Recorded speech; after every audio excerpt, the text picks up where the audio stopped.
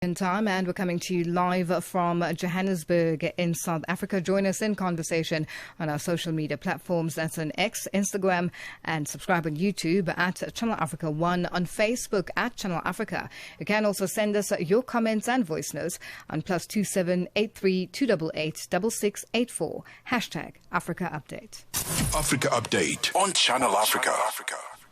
The Zimbabwean Social Justice Movement, the National Democratic Working Group, has submitted a petition to African Union Commission Chairperson Mahmoud Ali Youssouf, urging the AU to intervene in a proposed draft legislative that could extend the presidential terms from 5 to 7 years. The change could potentially see President Emmerson Mnangagwa remain in office until 2030. They have described this as a coup in motion. And for more on this, we are joined on the line by the National Democratic Working Group's leader and former Zimbabwean MP, Job Sikala. Job, good afternoon, and thank you for joining us on Africa Update. No, good afternoon. How are you? I'm very well, thank you. But quite interested, as would everybody be, especially Zimbabweans in Zimbabwe and the diaspora, with regards to this possible change. What is your immediate reaction to reports that President Mnangagwa could remain in power until the year 2030 through proposed constitutional changes?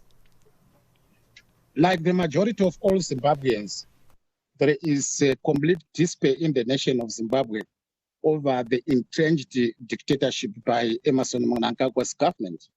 There is no doubt to many Zimbabweans that this is not for the service of the people of Zimbabwe, but it is a self-serving program by Emmerson Mnangagwa to protect the looting that has been taking place during the period of his reign, to protect the human rights abuses that have been taking place in our country, to protect the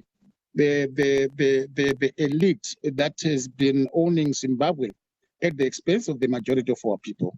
So specifically, there is a lot of despair, there is a lot of discontentment, there is a lot of anger among the majority of our people in Zimbabwe on Emmerson Mnangagwa's attempt to prolong his term to 2030. And from your perspective, what political and constitutional implications would such a term extension have for Zimbabwe's democratic governance and stability? The first one is that he wants to extend his term of office by subverting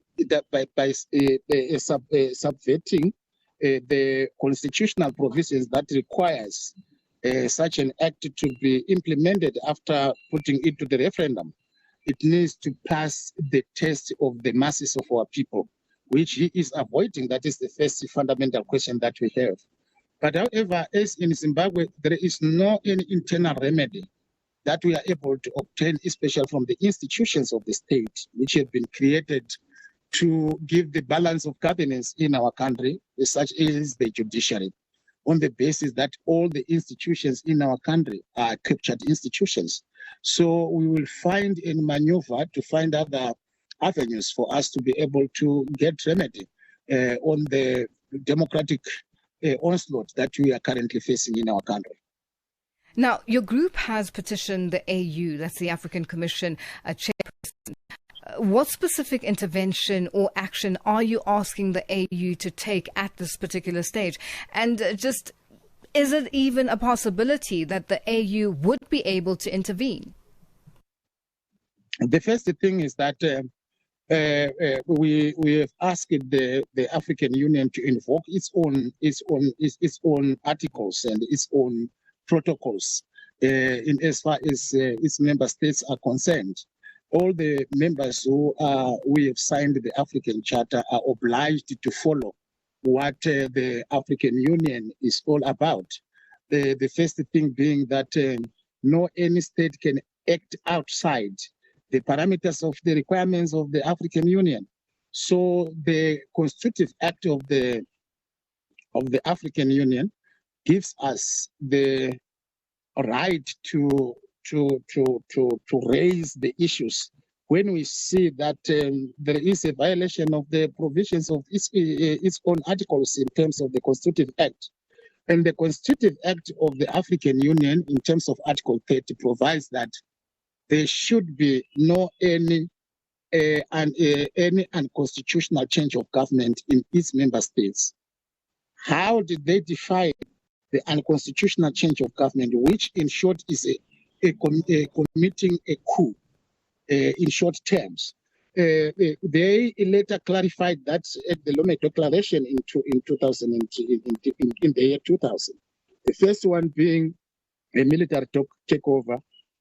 Number two, the takeover by rebels who have not been elected into office but have seized power through the might of the gun. Number three, the use of mercenaries to cover the control of the power. And the fifth point, which we are relying upon, is the manipulation of the constitutional processes in a member state for them to prolong the leader of the term of office of the incumbent. This provision of the prolongation or extension of the terms of office of the incumbent was put in place after Africa has faced several challenges by many regimes and many governments that have been trying to extend their terms of office after their two terms have come to an end. This having been informed by the events that happened in Zambia when Frederick Chiluba's term of office came to an end. He attempted to extend his term of office. So was in Malawi when Bakili Mulus wanted to extend his term of office. So was Olusegun Obasanjo. So was Semuni Yoma. So were many leaders in Africa who wanted to extend their terms of office. So is Paul Kagame, Yoweri Museveni, and others. Yeah. In several countries it failed, but in others it succeeded. So these are the instruments that we have at the present moment, that if we are not going to obtain internal remedy in our own countries, we have got international institutions and international bodies who are able to attend to our case. So our petition to the African Union Commission, to the African Union Commission Chairperson, is based on that, on those grounds, and we expect him to act. If he fails, the African Constitutive Act has very clear provision. We will take the government of Zimbabwe to the African Commission in Banjul in Gambia, where we are going to file a case against the Zimbabwean government that it has committed a coup against its people, and the court the commission must make a judgment or a ruling on our the case that we are going to present before it. All right. Now, Job, I cannot speak to you today without touching on the alleged hit list, and your name is quite prominent on there.